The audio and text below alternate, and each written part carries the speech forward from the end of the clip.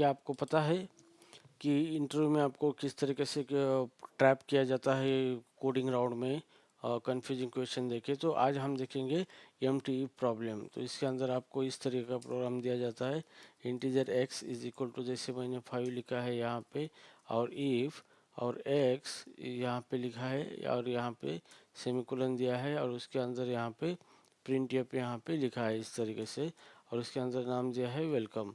तो यहाँ पे आउटपुट क्या आएगा इस तरीके से पूछा जा सकता है।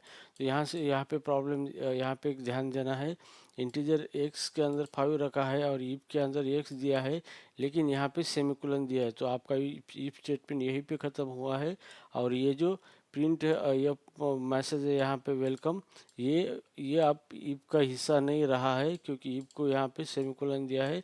तो ईफ यहाँ पे एम्प्टी बॉडी के साथ क्लोज हुआ है। तो जैसे ईफ को हम सेमीकोलन देते हैं तो इसका मतलब ये होता है कि ईफ की बॉडी एम्प्टी है, और यहाँ पे अगर मैं 5 की जगह पे यहाँ पे 0 देता हूँ तो ईफ यहाँ पे फॉल्स होगा, लेकिन यहाँ पे ईफ खत्म हो रहा है क्योंकि यहाँ पे सेमीकोलन दिया है, और ये जो प्रिंट एफ है ये ऑलवेज रन होगा आपका, क्योंकि ये अभी ईफ का पार्ट नहीं है, ईफ की बॉडी का पार्ट नहीं है। ठीक है, तो इसको कंपाइल करेंगे, कंपाइल करने का एग्जीक्यूट करेंगे, रन करेंगे, और यहाँ पे वेलकम हमारा मैसेज आ रहा है। इवन ईफ कंडीशन यहाँ पे फॉल्स हो चुकी है, फिर भी हमें मैसेज वेलकम आ रहा है। क्यों?